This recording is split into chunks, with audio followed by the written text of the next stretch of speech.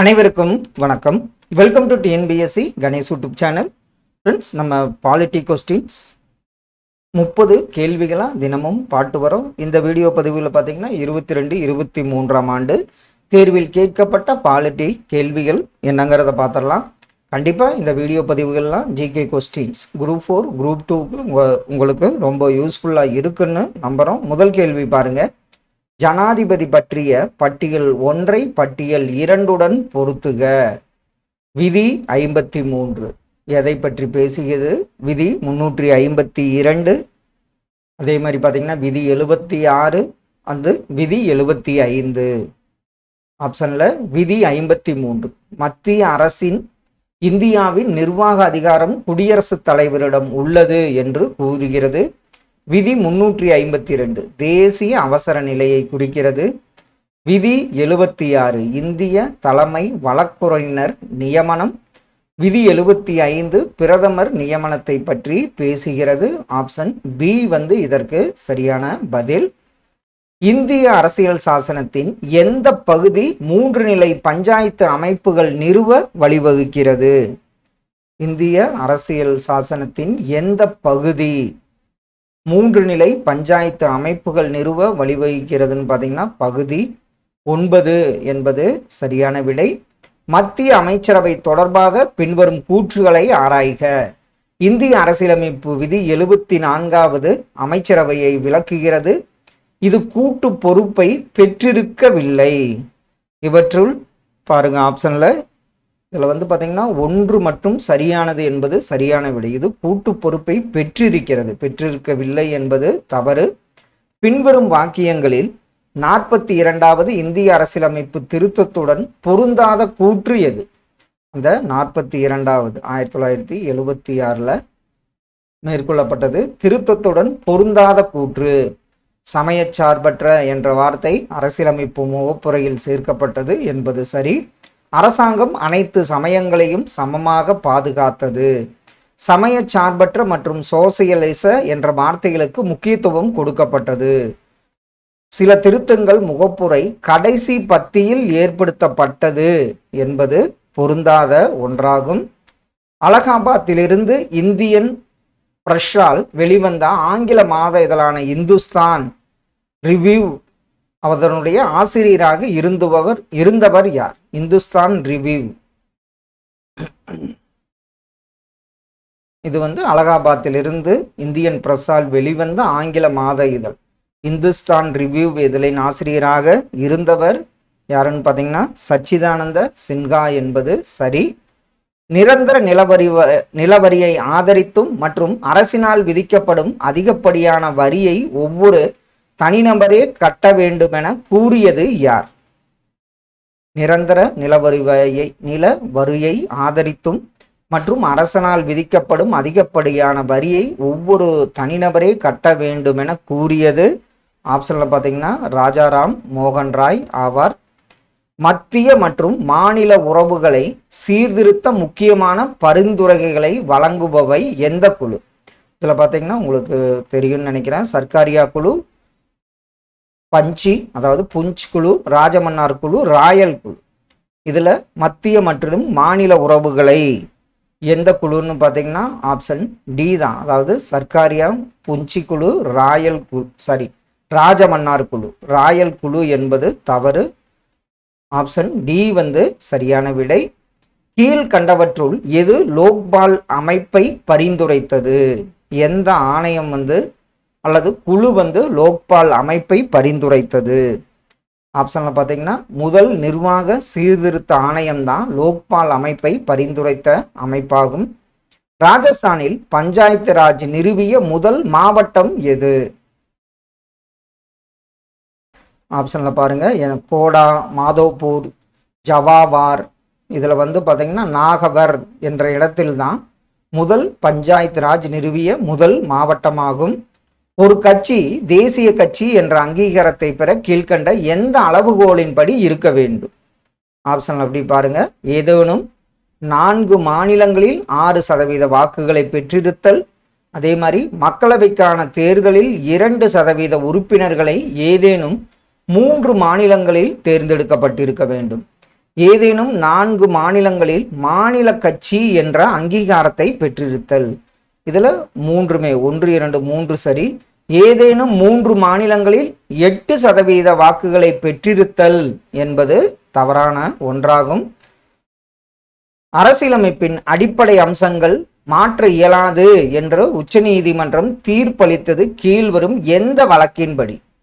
அடிப்படை அம்சங்கள் மாற்ற இயலாது என்ற உச்சநீதிமன்றம் தீர்ப்பளித்தது எந்த வழக்குன்னு பார்த்தீங்கன்னா மினர்வா மில்ஸ் வெர்சஸ் இந்திய அரசு என்பது சரியான ஒன்று. இந்திய அரசியல் சாசனத்தின் முதல் விதி இந்தியாவை எவ்வாறு அழைக்கிறது?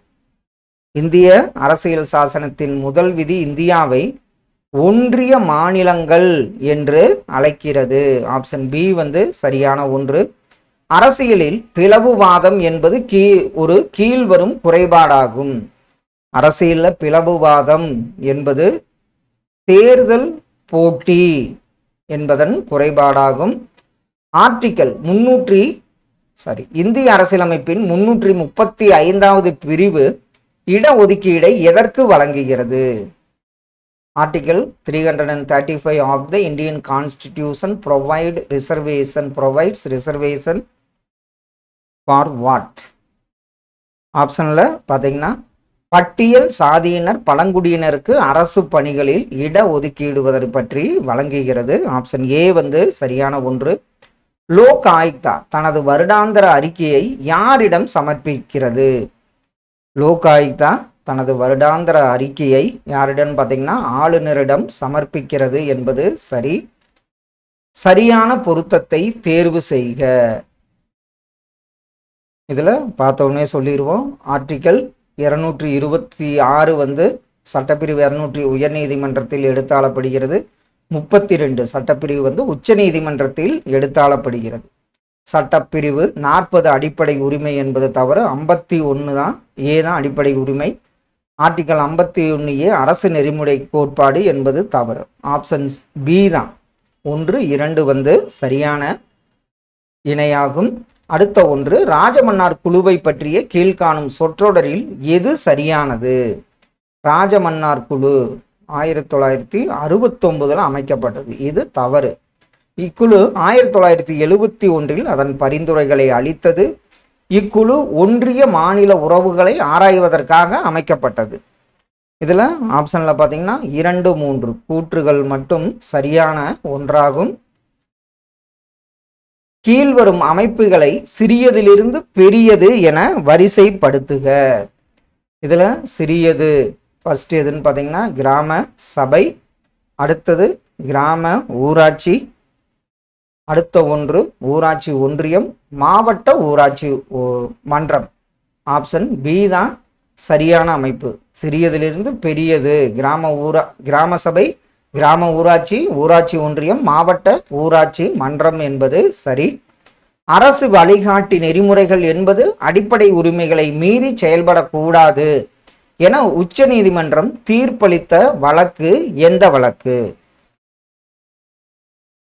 அரசு வழிகாட்டி நெறிமுறைகள் என்பது அடிப்படை உரிமைகளை மீறி செயல்படக்கூடாது என உச்ச நீதிமன்றம் தீர்ப்பளித்த வழக்கு சென்னை மாகாணம் வெர்சஸ் செம்பகம் துரைராஜன் வழக்கு என்பது சரி. கீழ்காணும் கூற்றுகளை பரிசீலிக்கவும்.